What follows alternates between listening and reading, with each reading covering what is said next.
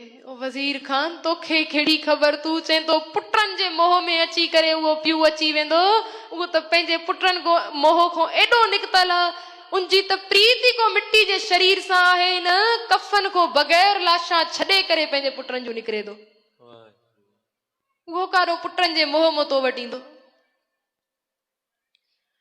वज़ीर खान हुकुम दिनो इन्हनि खे टिनिन के थदे बुर्ज ते रखियो वञे। थदो बुर्ज साध संगत जी सिर्फ चवण जो थदो न हुयो।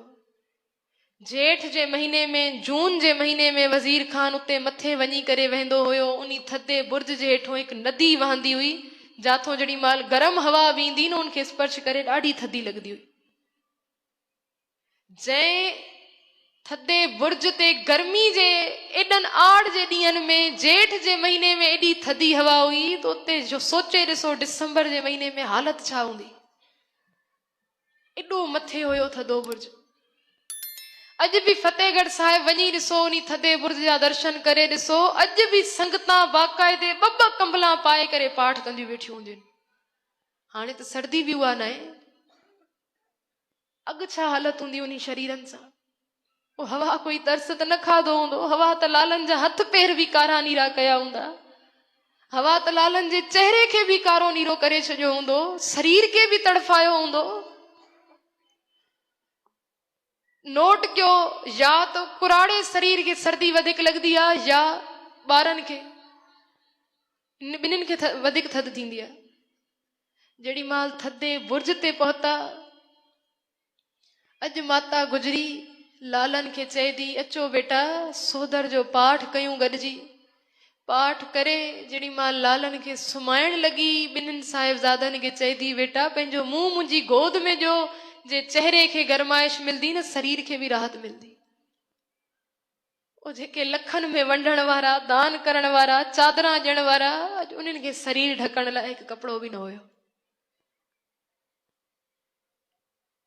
मां गुजरी जे सिद्दीक़ जी मिसाल ॾे त कोई ॾे कीअं। दुनिया चवंदी आहे माण्हू चवंदा आहिनि माता गुजरी जी मिसाल दुनिया ते न आहे पर यकीन कयो माता गुजरी जी मिसाल पूरे ब्रह्मंड में ही न आहे। दुनिया तो परे पूरे ब्रह्मंड में ही न आहे। मां तू अखियुनि सां पंहिंजे पति जो सीस भी ॾिठो आहे। तू इन्हनि अखियुनि सां आनंदपुर जा विछोड़ा भी ॾिठा आहिनि। तू इन्हनि अखियुनि सां पंहिंजे पति जो सीस ॾिसी करे हथ जोड़े चईंदी कि दाता तुंहिंजी निभजी वई मुंहिंजी भी निभजी अचे।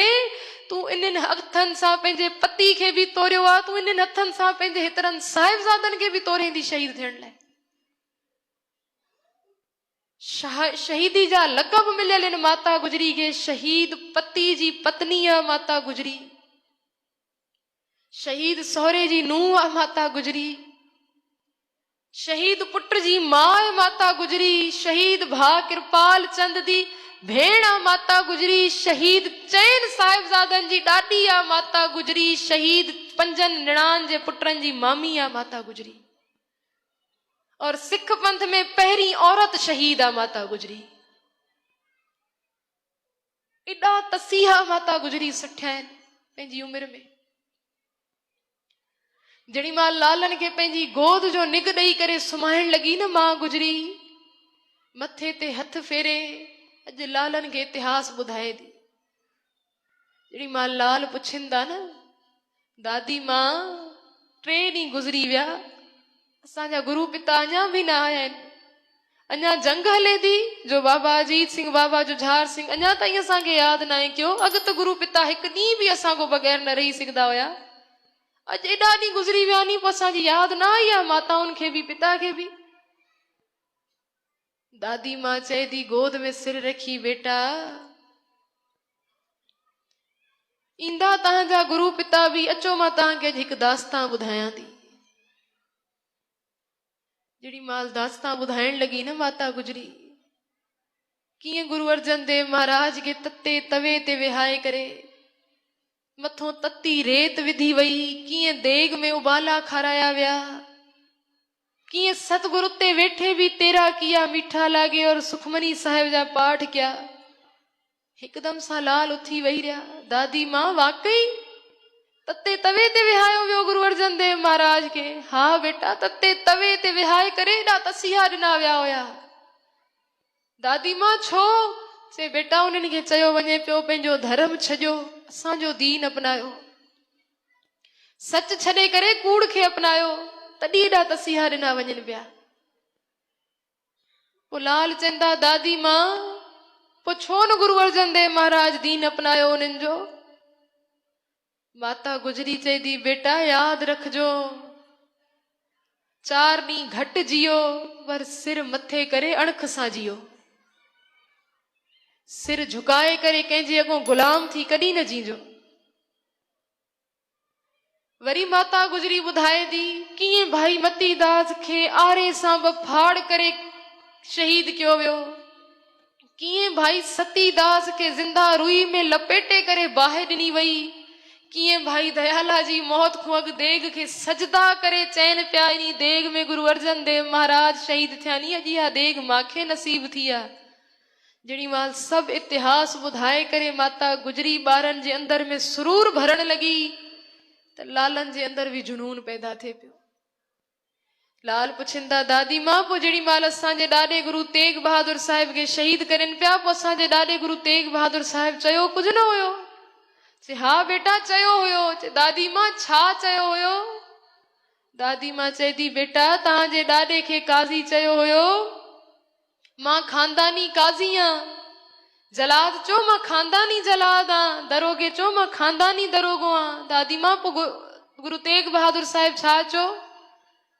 दादी मां चए थी बेटा तव्हांजे ॾाॾे गुरु तेग बहादुर साहिब चयो तूं खानदानी काज़ी आं, तूं खानदानी जलाद आं, तूं खानदानी दरोगो आं, ओ मुंहिंजो मां बि खानदानी शहीद आं, मुंहिंजो ॾाॾो गुरु अर्जन देव महाराज बि शहीद हुयो, अॻिते मुंहिंजा पोटा बि शहीद थियणा आहिनि। बोले सोनिहा। अॻिते मुंहिंजा पोटा बि शहीद थियणा आहिनि। लाल पुछंदा दादी मां पोटा बि शहीद थियणा आहिनि? चए हा बेटा। चए पोइ दादी मां पोटा त असां न गुरु तेग बहादुर साहिब जा। चए दादी मां इहो कीअं? चए तव्हांजे ॾाॾे चयो हुयो मेरे अज़दाद से मुझको मिला है विरसा शहादत का, मेरी औलाद की जागीर है जामे शहादत की।